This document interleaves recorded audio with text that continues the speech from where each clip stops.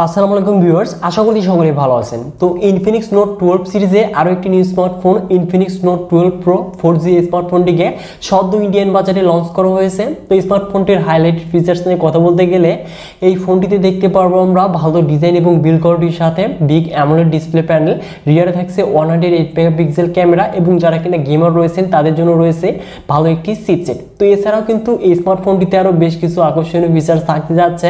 তো এই স্মার্টফোনটি কবে বাংলাদেশে আসতে যাচ্ছে এবং প্রাইসটাই বা কত হতে যাচ্ছে, তো এগুলো নিয়ে কিন্তু আজকের এই ভিডিওতে আমরা ইন ডিটেলসে আলোচনা করতে যাচ্ছি। তো কথা না বাড়িয়ে তাহলে ভিডিওটি স্টার্ট করা যাক। সো ভিউয়ার্স, প্রথমে যদি আমরা স্মার্টফোনটির বক্স কন্টেন্টে আসি, তো আনবক্সিং করলে ফার্স্টে দেখতে পারবো স্মার্টফোনটি, তার সাথে থাকছে 33 watt charging adapter and USB type C data cable. তার নিচে দেখতে পারবো আমরা সিম ইনজেক্টর, কিছু পেপারস অ্যান্ড তার নিচে থাকছে ব্যাক কভার। তো এই কিন্তু মূলত হতে যাচ্ছে বক্স কন্টেন্ট হিসেবে। তো এবার যদি মুভ করা যায় এই স্মার্টফোনটিতে, তো স্মার্টফোনটির ফ্রেম এবং রিয়ারে দেখতে পারবো আমরা পলিকার্বনেট ম্যাটেরিয়াল, যেটি কিনা ম্যাট ফিনিশিং এর সাথে আসতে যাচ্ছে। এবং এই ফোনটির ওয়েট হতে যাচ্ছে 192 গ্রাম এবং থিকনেস 7.8 মিলিমিটার। তো অবশ্যই এই স্মার্টফোনটা কিন্তু যথেষ্ট হালকা এবং পাতলা হতে যাচ্ছে। তো হাতে কিন্তু আমরা ইজিভাবে এই ফোনটিকে ইউজ করতে পারবো। এবং এই ফোনটির ডান সাইডে থাকছে ভলিউম আপ এবং ডাউন বাটনের সাথে পাওয়ার বাটন, এবং বাম পাশে দেখতে পারবো ট্রিপল কার্সর। তো একসাথে দুটি সিম সহ একটি মেমোরি কার্ড ইউজ করতে পারবো।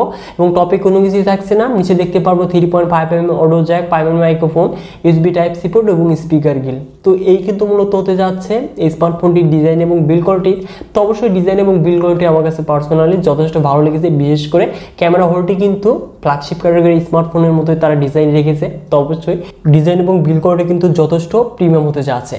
তো এবার যদি মুভ করা যায় এই স্মার্টফোনটির ডিসপ্লেতে, তো এখানে আমরা অটোটপ নচের সাথে 6.7 ইঞ্চেস অ্যামোলেড ডিসপ্লে প্যানেল দেখতে পারবো, যার রেজলিউশন ফুল এইচডি প্লাস, সাথে থাকছে 180 hertz touch sampling rate, 1000 nits pick brightness, এবং এই ডিসপ্লেকে প্রোডাকশনের জন্য থাকছে কর্নিং গরিলা গ্লাস 3।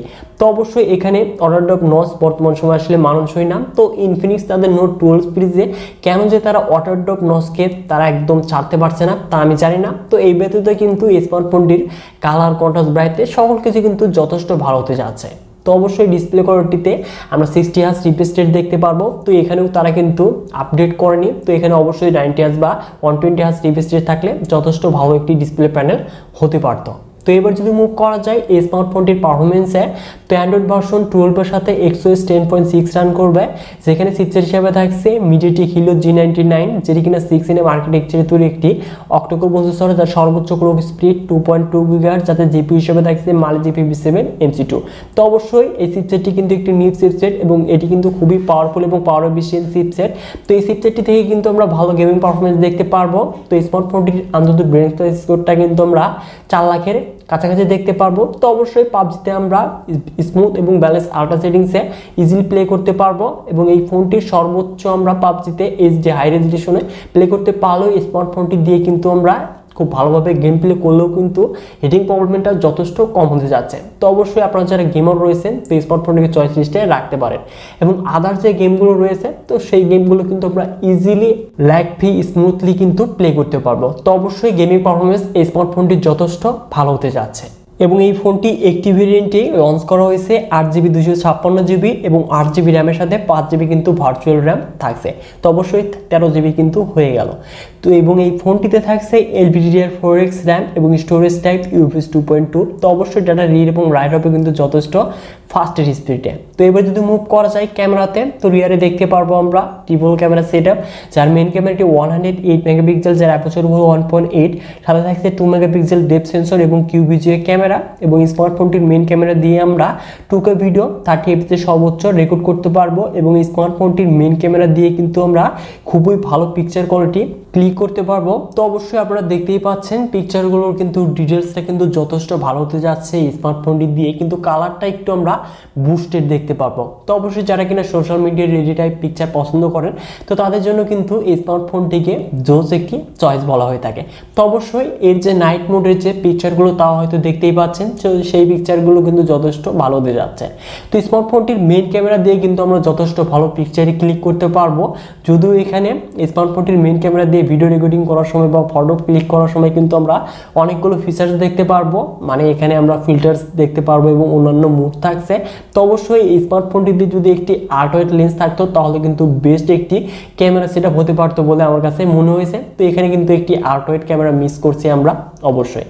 তো এই ব্যতীত কিন্তু স্মার্টফোনটির ক্যামেরা কোয়ালিটি যথেষ্ট ভালোই বলা যায় এবং এই ফোনটির ফ্রন্টে দেখতে পারবো আমরা 16 মেগাপিক্সেল সেলফি ক্যামেরা, যেটি দিয়ে আমরা 1080p 30fp সর্বোচ্চ ভিডিও রেকর্ড করতে পারবো।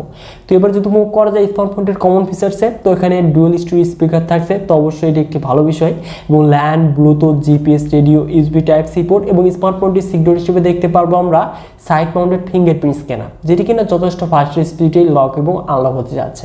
সাথে থাকছে 5000 mAh ব্যাটারি, যেটি কিনা 33 ওয়াট ফাস্ট চার্জিং সাপোর্টেড। তো অবশ্যই স্মার্টফোনটি দিয়ে কিন্তু আমরা এক দিনের চাইতে বেশি ব্যাটারি ব্যাকআপ দেখতে পারবো। বিশেষ করে পাওয়ার এফিসিয়েন্সি চিপসেট হওয়ার কারণে কিন্তু স্মার্টফোনটিতে গেমিং পারফরমেন্সটা আমরা যথেষ্ট ভালো হওয়ার পাশাপাশি কিন্তু ব্যাটারি ব্যাকআপটাও যথেষ্ট ভালো দেখতে পারবো। এবং এই ফোনটি আমরা মোট 3টি কালার ভ্যারিয়েন্টে দেখতে পারবো, গ্রে, ব্লু এবং হোয়াইট কালার। তো এবার যদি আসা যায় স্মার্টফোনটির প্রাইসে, তো স্মার্টফোনটির 8GB 256GB ভেরিয়েন্টটি ইন্ডিয়াতে অফার প্রাইসে 15,000 রুপির আশেপাশে কিন্তু অফিসিয়ালভাবে দেখতে পাচ্ছি। এবং এই স্মার্টফোনটি যদি বাংলাদেশে এই ভেরিয়েন্টটি লঞ্চ হয় সেই ক্ষেত্রে কিন্তু আমরা 20 থেকে 22,000 টাকার আশেপাশে দেখতে পারবো। তো এই বাজেটে যদি স্মার্টফোনটিকে লঞ্চ করা হয় তাহলে অবশ্যই বাজারটা কিন্তু কাঁপাতে যাচ্ছে। তো এবার যদি আসা যায় স্মার্টফোনটির নেগেটিভ এবং পজিটিভ সাইডে, তো নেগেটিভগুলো নিয়ে কথা বলতে গেলে এখানে কোনো সেকেন্ডারি নয়েজ ক্যান্সেলেশন নেই এবং ডিসপ্লেতে আসলে এখানে থাকছে অর্ডার ড্রপ নস এবং এখানে কোনো হায়ার রিফ্রেশ রেট নেই। তো অবশ্যই এখানে অর্ডার ড্রপ নস এবং হায়ার রিফ্রেশ রেট নেই, তো এটি কিন্তু আমার কাছে প্রচণ্ড খারাপ লেগেছে। তো এখানে তারা আপডেট করেনি এবং ক্যামেরাতে যদি একটি আল্ট্রাওয়াইড লেন্স থাকতো তাহলে কিন্তু বেস্ট হতে পারতো।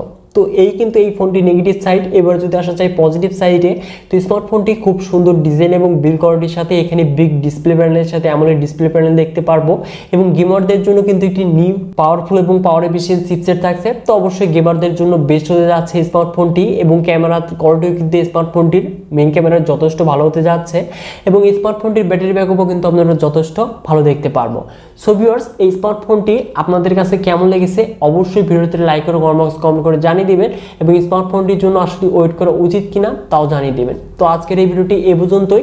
আশা করছি ভিডিওটি ভালো লেগেছে। ভিডিওটি যদি একটু ভালো লেগে থাকে তাহলে অবশ্যই আমাদের এই চ্যানেলটিকে সাবস্ক্রাইব করে হয়ে যান ফ্যামিলির একজন নতুন সদস্য। সো ভিউয়ার্স, দেখা হচ্ছে শীঘ্রই নতুন কোনো ভিডিও নিয়ে।